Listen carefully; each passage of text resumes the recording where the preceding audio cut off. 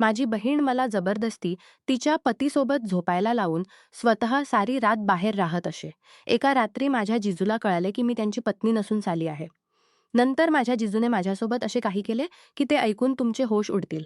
कारण रात्री मी खोल झोपेत होते. तेव्हा मला जाणवले की कोणीतरी मला जागवत आहे. मी हळूहळू डोळे उघडले तर माझ्या बेडजवळ माझी बहीण उभी होती. मी लगेच उठून बसले. आधी माझ्या मनात आले की कदाचित जिजूंना काही झाले असेल म्हणून ती इतक्या रात्री मला जागायला आली. पण जशी मी तिला विचारले काय झाले, तसे तिने लगेच माझ्या तोंडावर हात ठेवला आणि म्हणाली, "शांत राहा आणि लवकर इथून उठ." मला आश्चर्य वाटले की ती इतक्या रात्री मला जागायला का आली आणि मला शांत राहण्यास का सांगत आहे.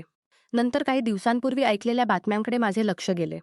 मला वाटले कदाचित घरात कोणी घुसले असेल म्हणून ती असे करत आहे. मी इशाऱ्याने विचारले, "काय बाब आहे दीदी?"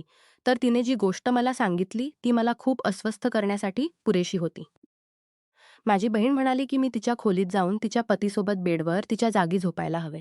मी तिला विचारले, "तू असं का हवंय आणि मी तुझ्या पतीसोबत कसं झोपू शकते?" पण ती करत होती की मी 1 तासासाठी तिथे राहावे. पण ती हट्ट करत होती की मी 1 तासासाठी तिथे राहावे. ती परत आल्यावर मी तिथून ती की जर जिजूंना कळले, तर ते आम्हा दोन्ही बहिणींना घराबाहेर काढतील. मला जिजूसोबत झोपण्यात खूप विचित्र वाटत होते. पण माझी बहीण विनंती करत होती. तिच्यावर खूप उपकार आहेत.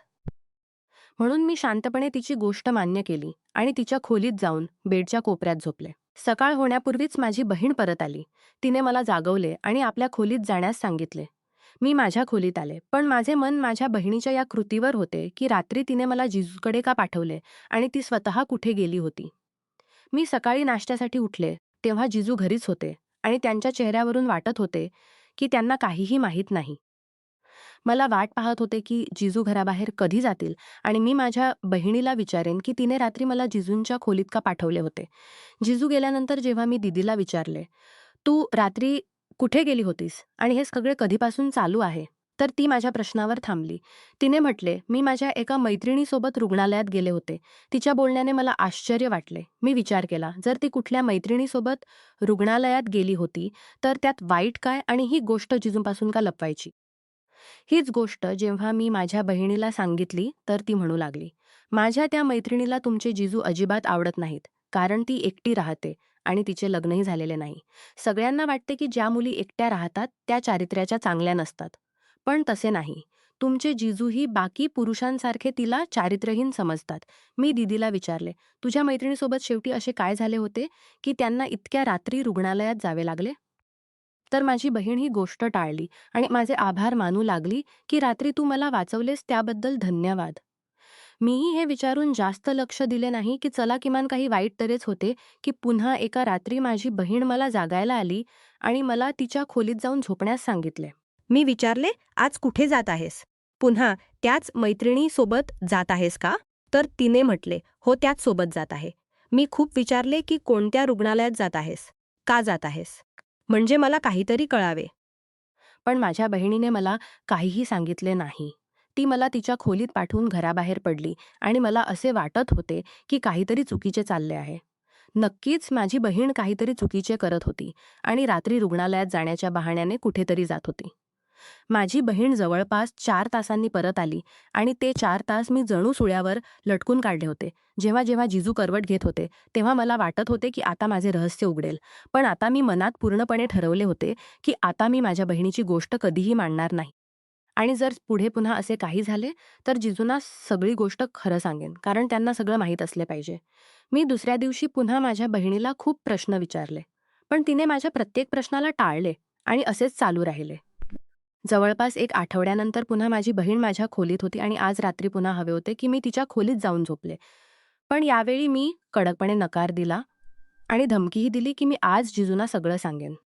तर तिने म्हटले, "ठीक आहे. जर तू सगळं त्यांना सांगितलंस, तर मी तुला परत गावात पाठवेन आणि इथे कधीही बोलावणार नाही. आता तू स्वतः विचार कर की तू काय करायचे आहेस." माझ्या भविष्याचा प्रश्न होता. म्हणून मी नको असतानाही जाऊन त्यांच्या खोलीत झोपले. मी विचार करत होते की जर ही गोष्ट उघडली तर गोष्ट माझ्यावरही येईल. आता मला काय करायचे? का आपल्या जिजूंना सांगून टाकावे की पुन्हा दीदीची गोष्ट मानून शांत राहावे? मला जाणवले की माझ्या जिजूने माझ्याकडे करवट घेतली. मी झटकन डोळे बंद केले. मी झटकन डोळे बंद केले आणि करवट घेऊन त्यांच्याकडे पाठ केली. पण त्यांना कदाचित अंदाज आला होता की मी त्यांची पत्नी नसून चाली आहे. म्हणून त्यांनी आपल्या पत्नीकडून आणि माझ्याकडून आपल्याच पद्धतीने सूड उगवला. माझे नाव साक्षी आहे. आम्ही 2च बहिणी आहोत आणि आमचे घर सातारा जिल्ह्यातील एका छोट्या गावात आहे. माझ्या मोठ्या बहिणी सुनीताचे लग्न पुण्यात झाले होते आणि ती आपल्या पतीसोबत पुण्यात राहत होती. मी जेव्हा 10वी पास केली तेव्हा जवळच्याच कॉलेजात प्रवेशासाठी अर्ज भरले, कारण आमच्या गावातील मुली तिथेच शिकायला जात असत. पण माझ्या बहिणीने हट्ट केला की ती माझा प्रवेश मोठ्या शहरात करेल आणि स्वतःच माझी सगळी कागदपत्रे घेऊन गेली आणि पुण्यातील कॉलेजात जमा केली. जेव्हा माझा प्रवेश झाला तेव्हा तिने स्वतःच ऑफर केले की मी तिच्या घरी तिच्या जवळ राहीन. माझ्या बहिणीने आपल्या पतीला आणि आई-वडिलांना कसे राजी केले मला माहीत नाही. पण मी खुश होते की मला पुण्यातील कॉलेजात शिकायला संधी मिळत आहे आणि मी गाव सोडून पुण्यात आले. मला इथे आले अजून जास्त दिवस झाले नव्हते. पण प्रत्येक कामात माझी बहीण माझा साथ देत होती. जसा फॅशन चालत असे तसे कपडे ती मला आणून देत असे. मला चांगले खाणे खाऊ घालत असे आणि माझ्या सगळ्या मागण्या पूर्ण करत असे. आणि अशाच खूप उपकार दीदीच्या गळ्यात होते. तरीही ती माझी मोठी बहीण होती म्हणून मी तिची प्रत्येक गोष्ट मान्य करत असे. सगळं अगदी बरोबर चालले होते. जेव्हा पहिल्यांदा कॉलेजात सुट्टी झाली, तेव्हा मी खूप खुश होते, की आता मी परत आपल्या गावात जाईन आणि आपल्या मैत्रिणींना भेटेन. पण माझ्या बहिणीने मला जास्त दिवस गावात राहू दिले नाही. ती म्हणाली, "तू पुण्यातच राहा आणि आपल्या अभ्यासावर लक्ष दे." मला वाटत होते की ती माझी खूप काळजी घेते. ती मला कदाचित म्हणूनच इतके प्रोत्साहन देते. कारण स्वतः तिने छोट्या कॉलेजात शिकले होते आणि कदाचित ती हवे होते की तिची बहीण चांगले शिकून गावात सर्वात पुढे राहावी. माझ्या मोठ्या बहिणीच्या मनात काय चालले होते हे मला माहीत नव्हते. माझ्या सुट्ट्या अजून काही बाकी होत्या, तरीही मी गावातून परत आले. माझे जिजूही मला घराचा एक भाग समजू लागले होते, म्हणून त्यांनाही माझी सवय झाली होती.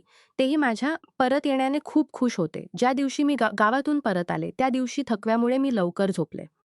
जेव्हा अर्ध्या रात्री माझी बहीण माझ्या खोलीत आली. तिने चोरून मला आपल्या खोलीत जाऊन झोपण्यास सांगितले आणि माझ्या प्रश्न विचारण्यावर म्हटले, "माझी मैत्रीण रुग्णालयात आहे आणि तिला माझी गरज आहे. तुमचे जिजू तिला आवडत नाहीत. तू जाऊन माझ्या खोलीत झोप म्हणजे त्यांना कळणार नाही की मी खोलीत नाही." मी या गोष्टीवर शांत राहिले आणि यावर जास्त विचार केला नाही. पण मला काय माहीत होते की एकदा तिची गोष्ट मान्य करून मी स्वतःसाठी काय अडचण उभी केली आहे आणि ही गोष्ट माझ्यावर काय काय संकटे आणेल, ही सत्यता मला माहीत नव्हती. या गोष्टीला 1 आठवडाच गेला होता, की पुन्हा माझ्या बहिणीने मला तिच्या खोलीत जाऊन झोपण्यास सांगितले. मी तर खूप वाद घालून झाले होते.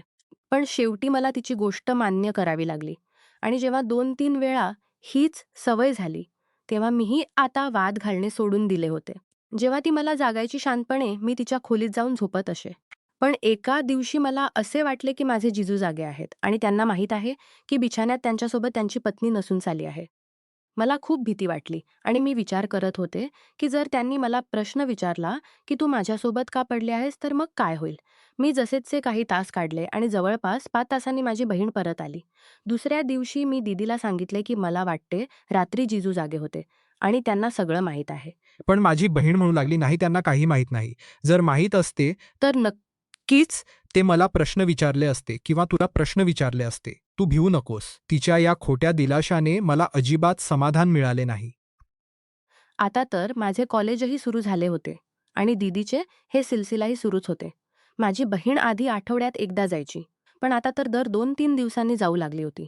माझी बहीण मला कधीही सांगत नसे की ती कुठे जाते आणि जेव्हा मी विचारतही होते, तेव्हा या प्रश्नाला कडकपणे टाळत असे. आश्चर्याची गोष्ट म्हणजे ती ज्या मैत्रिणीचे नाव सांगत असे, ती मैत्रीण आजपर्यंत मी कधीही पाहिलीच नव्हती आणि ना कधी ती आमच्या घरी आली होती आणि नाच माझी बहीण कधी दिवसाच्या उजेडात तिला भेटायला गेली होती. मला शंका येत होती की ती काहीतरी चुकीचे करत आहे पण सांगत नाही. मी ठरवले होते की यापूर्वी गोष्ट उघडेल मला सगळी हकीकत माहीत करायला हवी. म्हणून मी सगळी योजना आखून ठेवली होती. 2 दिवस झाले होते आणि माझ्या बहिणीने मला रात्री आपल्या खोलीत जाण्यास सांगितले नव्हते. म्हणून मला खात्री होती की आजच्या रात्री ती नक्की जाईल. जेव्हा रात्री बहीणने मला जागवले, तेव्हा मी शांतपणे तिच्या खोलीत जाऊन बिछाण्यावर पडले आणि जेव्हा तिने पाहिले की मी पडले आहे, तेव्हा ती घराबाहेर पडली. पण मी आधीच योजना आखून ठेवली होती. म्हणून लगेच उषांनी आपला शरीर आकार बनवला आणि दबक्या पावलांनी तिच्या मागे मागे घराबाहेर पडले. मला भीती वाटत होती, पण मला सत्यता शोधायची होती. मला माहीत नव्हते की याचा परिणाम काय होईल. पण जिथे माझी बहीण जात होती, तिथे मीही तिच्या मागे जात होते. मला या गोष्टीची चिंता होती की जर माझे जिजू जागे झाले, तर मग काय होईल? कारण मला आधीच खात्री होती की ते सगळं जाणतात. गल्लीत खूप अंधार होते आणि मी बहिणीच्या मागे मागे दबक्या पावलांनी चालत होते. मी काळी चादर घेतली होती आणि अंधाराचाच भाग वाटत होते. मी खूप जास्त घाबरत होते. पण माझी बहीण कोणत्याही भीतीशिवाय पुढे जात होती. मला असे वाटतं की तिला जाणत असेल की कोणी तिच्या मागे येत आहे, कारण ती थोडी दूर चालल्यानंतर थांबून मागेही बघत असे. पण मी अंधारात काळी चादर घेऊन चालत होते म्हणून कदाचित तिला दिसत नसे. मी पाहिले की मुख्य रस्त्यावर माझी बहीण एका गाडीत बसून निघून गेली. अंधारामुळे मी गाडीचा नंबरही पाहू शकले नाही. आणि आश्चर्याची गोष्ट म्हणजे गाडीची हेडलाईट वगैरेही लावलेली नव्हती आणि गाडीही काळ्या रंगाची होती. यामुळे मला काहीही कळू शकले नाही की ती गाडी कोणाची आहे आणि तिचा नंबर काय आहे. माझ्याकडे आता कोणताही मार्ग नव्हता म्हणून मला परत घरी यावे लागले. मी शांतपणे माझ्या बहिणीच्या खोलीत आले आणि तिच्या जागी जाऊन पडले. पण मला या रात्री खात्री होती की माझे जिजू जागे आहेत. पण त्यांनी मला कोणताही प्रश्न विचारला नाही आणि ना मी कोणती आवाज काढली. नंतर 3 तासांनी सुनीता दीदी परत आली. तिने मला शांतपणे इशारा केला आणि नेहमीप्रमाणे मी उठून माझ्या खोलीत गेले आणि ती आपल्या जागी पडली. पण मी ठरवले होते की आज सकाळी माझ्या बहिणीला पुन्हा प्रश्न विचारेन की ती कुठे जाते. जर तिने मला काही सांगितले नाही तर सगळ्या गोष्टी आपल्या जिजूंना सांगेन. कारण मी या खेळाचा भाग होऊ शकत नव्हते आणि ना होऊ इच्छित होते. मला माझ्या बहिणीबद्दल आश्चर्य वाटत होते की ती कशी हे सगळं करत आहे. कारण मला खात्री होती की ती चुकीच्या वाटेवर चालली आहे आणि तिची अशी कोणती मैत्रीण नाही. कदाचित ती कुठल्या मुलासोबत जाते. आणि आता मी माझ्या बहिणीच्या गोष्टींकडे खूप लक्ष देत होते. तेव्हा मला अंदाज आला की माझ्या जिजूंची पगार इतकी जास्त नाही. तर मग माझी बहीण रोज रंगबिरंगी सूट कुठून आणते आणि मलाही खिसा खर्च देते. हे सगळे पैसे तिच्याकडे कुठून येतात? जसे जसे मी विचार करत होते तसे मला प्रत्येक गोष्टीत शंका दिसत होती. काहीतरी चुकीचे चालले आहे आणि याच गोष्टीने मला खूप जास्त अस्वस्थ केले होते. कारण जर ही गोष्ट उघडली तर माझे भविष्यही बदनामीही होईल. पण ती हे सगळं का करत होती? तिची एकच इच्छा होती की तिचे लग्न शहरात व्हावे आणि तिची ही इच्छा पूर्णही झाली होती. तर मग ती जिजूंना का फसवत आहे? माझ्या मनात खूप प्रश्न होते, पण माझ्याकडे उत्तरे नव्हती. उत्तरे माझ्या बहिणीकडे होती, जी मला उत्तर देऊच इच्छित नव्हती. मला तिच्याकडून प्रत्येक प्रश्नाचे उत्तर हवे होते. म्हणून मी दुसऱ्या दिवशी सकाळी कॉलेजातून सुट्टी घेतली आणि जिजू ऑफिसला गेल्यानंतर माझ्या बहिणीला विचारले, "तू कुठे जातेस आणि कोणासोबत जातेस? मला आज सगळं खरं सांग कारण मी जाणते की तू कुठल्या चुकीच्या वाटेवर निघाली आहेस. काल आधी मीच तुझा पाठलाग करत होते आणि आताही जर तू मला खरं सांगितलंस नाही तर मी तुझ्या पतीला सगळं सांगेन." माझी गोष्ट ऐकून ती अस्वस्थ झाली, पण नंतर तिने म्हटले, "जर मी कोणासोबत जाते तर हे माझे प्रकरण आहे. मी तुला इथे म्हणून आणले होते की तू माझा साथ देऊ शकशील. माझा आणि तुझा चेहरा एकसारखा आहे. अंधारात अजिबात समजणार नाही की मी कोण आहे आणि तू कोण आहेस आणि तुला हे सगळं करायलाच लागेल जोपर्यंत मी हवे. जर तू नकार दिलास तर माझ्याकडे एकच मार्ग आहे की मी तुला गावात परत पाठवेन आणि आईला सांगेन की तुझा जिजूसोबत कुठल्यातरी प्रकारचा संबंध होता म्हणून मी तुला परत पाठवले. यानंतर ना तर आई-वडील तुला पुढे जाऊ देतील आणि ना गावात तुझी कोणती इज्जत राहील." तिच्या या गोष्टीने माझे डोळे उघडले. जर दीदी खरोखर असे केले तर मी कोणाला तोंड दाखवण्याजोगी राहणार नाही. पण मला माझ्या बहिणीच्या स्वार्थीपणाबद्दल दुःखही वाटत होते. मी त्याच वेळी रडत तिथून उठले. पण माझ्या खोलीत जाऊन विचार करू लागले की दीदी हे सगळं का करत आहे? ती तर खूपच साधी सरळ मुलगी होती. तिने कधीही कोणता चुकीचा मार्ग निवडला नव्हता. तर ती शहरात एकटी शिकायलाही गेली होती. तिने शहरातून 3 महिन्यांचा संगणक कोर्स केला होता. तेव्हा ती एकटी राहत होती. आम्ही कधीही तिच्याबद्दल कोणती चुकीची गोष्ट ऐकली नव्हती. तर आता जेव्हा ती विवाहित आहे तेव्हा असे काम का करत आहे? कधी-कधी वाटत होते की ती काही चुकीचे करत नाही. पण डोळ्यांनी पाहिलेले कधीही नाकारता येत नाही. मी प्रत्येक बाजूने अडकले होते. जर कोणाला काही सांगितले तर माझी बेइज्जती होईल. तर मला बहिणीच्या इशाऱ्यांवर नाचायला लागेल आणि तिची कठपुतळी बनून राहावे लागेल. म्हणूनच प्रत्येक मार्ग बंद झाला होता. तर सगळे प्रश्न विचारतील आणि जर कोणाला काही सांगितले तर बहिणीची धमकी समोर होती. म्हणून मला शांतपणे तेच करायला लागले जे ती सांगत होती. जरी या कामात माझी संमती नव्हती आणि दुसरीकडे माझ्या जिजूंचे रंगही बदलत होते, जे माझ्यासाठी खूप जास्त अडचणीची गोष्ट होती. ते बहिणीसमोर तर अगदी सामान्य राहत होते, पण जशी माझी बहीण समोर मागे होईल तसे ते माझ्यासोबत इशाऱ्यांनी बोलू लागत, जसे त्यांना माहीत असेल की मी रात्री त्यांच्याजवळ झोपले आहे. ही गोष्ट माझ्यासाठी आणखी जास्त संकट होती. मी विचार केला होता, याबद्दल जिजूंशी बोलून टाकेन. पण आता त्यांच्या गोड-गोड गोष्टींमुळे मी त्यांच्यापासूनही दूर राहत होते. एकदा मी बहिणीच्या कपाटातून काही वस्तू शोधत होते, तेव्हा मी एक विचित्र वस्तू पाहिली. मागच्या बाजूला काही लपवलेले होते आणि जेव्हा मी ते उघडून पाहिले, तेव्हा मी आश्चर्यात पडले. असे कपडे तर आमच्याकडे दूर-दूरपर्यंत कधीही कोणी घातले नव्हते. मी माझ्या बहिणीलाही हे सगळे घातलेले पाहिले नव्हते. तर याचा अर्थ माझी शंका बरोबर आहे. माझी बहीण चुकीच्या वाटेवर चालली आहे. ती असे कपडे घालून आपल्या कोणत्या मैत्रिणीला भेटायला जाते. आता मला माझ्या बहिणीबद्दल मोठी द्वेष वाटू लागली आणि दुसरीकडे जिजूंचे वर्तनही बदलत होते आणि मी ही गोष्ट बहिणीलाही सांगू शकत नव्हते, कारण जी स्वतः कुठल्या चुकीच्या वाटेवर चालली असेल ती माझी काय मदत करेल. नंतर एका दिवशी वरूच्या बाबाने माझी ऐकली आणि मला सगळी हकीकत माहीत झाली. मी कॉलेजातून परत आले तेव्हा आमच्या घरासमोर काही विचित्र प्रकारची गर्दी होती. मला कुठल्या अनहोनीचा अंदाज आला. मी गर्दी बाजूला करत आत पोहोचले, तेव्हा समोरचे दृश्य खूपच भयाण होते. पोलिसांनी माझ्या जिजूंना पकडले होते आणि माझी बहीण तिथेच उभी होती, पण ती काहीही बोलत नव्हती. मी विचारले, "हे सगळं काय चालले आहे?" तर माझ्या बहिणीने लगेच मला पकडून आपल्या मागे केले आणि म्हटले, "अगदी शांत राहा." मला वाटले की माझ्या बहिणीने आपल्या पतीला पकडून दिले आहे, म्हणजे ती कुठल्या दुसऱ्यासोबत मौज करू शकेल. हीच गोष्ट मी माझ्या बहिणीला बोलले, तर तिने मला शांत राहण्यास सांगितले. माझे जिजू ओरडत राहिले. पण पोलिसांनी त्यांना पकडून नेले. गर्दी निघाल्यानंतर मी माझ्या बहिणीवर रागावू लागले. मी म्हटले, "तुला आपल्या पतीला अटक करायला नको होते. जर तुला ते आवडत नसते, तर तू त्यांच्यापासून घटस्फोट घेऊ शकत होतीस. पण कुठल्या निर्दोषाला असे पकडवणे अजिबात चांगली गोष्ट नाही." माझ्या बहिणीने म्हटले, "ते निर्दोष कसे आहेत? का ते तुला त्रास देत नव्हते?" दीदीच्या या गोष्टीवर मी डोके खाली करून राहिले. तर माझ्या बहिणीने म्हटले, "आता तू इथे बस. आज मी तुला तुझ्या सगळ्या प्रश्नांची उत्तरे देईन." आणि नंतर माझ्या बहिणीने मला जी हकीकत सांगितली ती मला आश्चर्य आणि अस्वस्थ करण्यासाठी पुरेशी होती. ती म्हणाली, "लग्नापूर्वी मी पुण्यात 1 महिन्याचा कोर्स करायला आले होते. तुला आठवते?" मी म्हटले, "हो, मला आठवते." यावर तिने मला सांगितले की तो कोणता संगणक कोर्स नव्हता, तर तिने पोलीस दलात सामील झाली होती आणि ती त्याची प्रशिक्षण घ्यायला आली होती. तिने ही गोष्ट कोणाला सांगितली नव्हती. काही वर्षांनंतर जेव्हा तिच्यासाठी संबंध आला तेव्हा आई-वडिलांनी हट्ट करून माझ्या बहिणीचे लग्न करून दिले. पण लग्नानंतर तिने आपल्या पतीला सांगितले की ती पोलीस दलात सामील होऊ इच्छिते, तर जिजूंनी कडकपणे मनाई केली. तिने त्यांना अजिबात सांगितले नव्हते की ती आधीच दलात सामील झाली आहे. पण जेव्हा तिने सामील झाली होती तेव्हा तिच्या प्रमुखाने तिला सांगितले होते की ती राजीनामा देऊ नये, तर ती रोज येऊ नये. पण पोलिसांचे जे लपलेले मिशन आहेत त्यात ती मदत करत राहावी. यावर तिने होकार दिला. सुरुवातीला तिला असे वाटत होते की घराच्या कुठल्या गरजेमुळे तिचा पती मनाई करत आहे.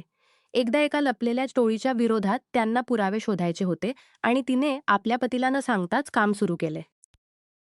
पण जेव्हा टोळीबद्दल माहीत केले गेले, तेव्हा कळाले की जिजू ही याच टोळीचा एक भाग आहे आणि म्हणून जिजू तिला पोलीस दलात सामील होण्यास मनाई करत होते. हळूहळू दीदीला हेही समजले होते की जिजू माझ्यावरही वाईट नजरेने बघत आहेत, म्हणून तिने आपल्या योजनेला लवकर पूर्ण करण्याचा निर्णय शोधून काढले. दीदी म्हणाली, "आज मी स्वतः त्यांची अटकही केली आहे, कारण मी आपला पती गमावू शकते, पण या देशाशी कधीही गद्दारी करणार नाही आणि तू तर माझी छोटी बहीण आहेस. मी इथे तुला शिकवण्या लिहिण्यासाठी आणले होते. पण मला माहीत नव्हते की तुला इथे असा वातावरण मिळेल." आता मला आपल्या विचारांबद्दल लाज वाटू लागली की मी माझ्या बहिणीबद्दल काय काय समजून बसले होते. मी लगेच दीदीकडे माफी मागितली. तिने खुले मनाने मला माफ केले. माझ्या बहिणीने आपल्या पतीचा घटस्फोट घेतला आणि पोलीस दलात सामील झाली. आम्ही अजूनही या शहरात राहतो. पण आता माझ्या डोक्यावर कुठल्या जिजूचे सावली नाही आणि ना मला भीती सतावते की माझी बहीण कुठल्या चुकीच्या वाटेवर जाईल आणि मला वापरेल. कारण डोळ्यांनी पाहिलेले नेहमीच खरे नसते.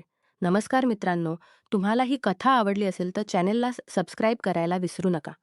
आणि यापेक्षाही अधिक रंजक व्हिडिओ पाहण्यासाठी माझ्या चॅनेलवर नुकताच अपलोड केलेला नवीन व्हिडिओ नक्की पहा. तो तुम्हाला खूप आवडेल अशी मला आशा आहे.